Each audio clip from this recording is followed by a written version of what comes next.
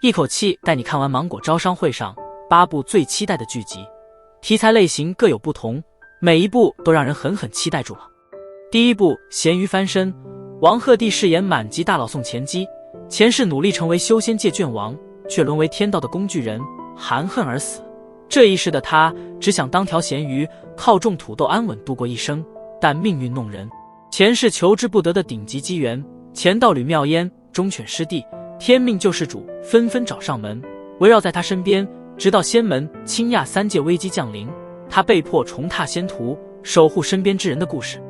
第二部《美顺与长生》，导演继《人世间》后又一部年代剧，用时代洪流下的小人物温情写进普通人在平凡生活中的不离不弃。刘浩存饰演善良的农村姑娘刘美顺，黄轩饰演赵长生，又是因伤口感染，心智停留在了孩童时期，一个被拿来换彩礼，一个内心纯粹忠厚。婚后的他们历经贪污、下岗失业、被骗等诸多坎坷，仍相濡以沫数十载，用你护我天真，我保你周全的双向奔赴，走过岁月时光。第三部《何不同舟渡》，从预告来看很带感，以权谋谍战下的家国大义展开。谭健次饰演的谢却山，表面是遭人唾骂的叛国将军，实则是潜伏敌营8年的乱世孤狼。卢玉晓饰演成长型女主南一，从苟且谋生的女贼，一步步蜕变为守护家国的强者。在王朝倾覆之际，南一意外窃得密信，卷入权谋漩涡，被谢却山困于府中。二人从互相试探各藏心机，到窥见彼此真心，最终共执一叶孤舟，并肩守护家国。第四部《野狗骨头》，宋威龙、张静怡主演，两张充满故事的脸，看着就有种青春疼痛文学的感觉。他们之间本是无血缘的兄妹，却从小在破碎家庭里互相取暖，面对暗生的情愫。苗静勇敢告白，陈毅却卷入纵火案，为护他周全狠心逼走爱人，直到6年后的他们再度重逢，看似两条平行线渐远，却因当年的悬案始终心有牵绊，一起找寻过往真相，互相救赎的青春故事。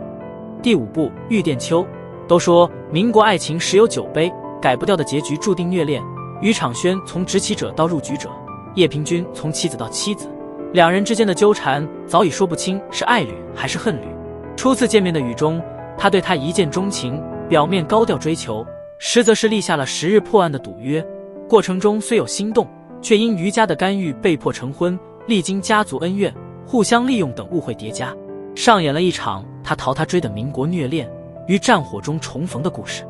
第六部《天都异闻录》，徐凯、魏哲鸣主演，讲述了盛唐天都频发连环诡案，推理天才史无名被调入大理寺，与听风卫首领苏雪楼联手，二人本是宿敌之子，却被迫合作追查幕后黑手。全剧以9大奇案串联线索，表面志怪悬疑，实则暗藏贪腐与权斗，两人从对立到信任，在权谋的迷局中揭开父辈恩怨与朝堂阴谋，守护天都安宁。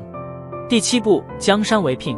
吴谨言带着复仇剧杀回来了，这一次联手陈哲远一起搞事业，讲述了凭才学成为大明卫女状元的孟庭辉，做事狠辣，以佞臣姿态在朝堂站稳脚跟，而少年帝王英寡做事隐忍腹黑，借他之手锋芒收权，扫黑除恶，二人相互利用又彼此同行，于朝堂市井撕开罪恶之网，英寡以江山为聘，立孟庭辉为后，共治天下的故事。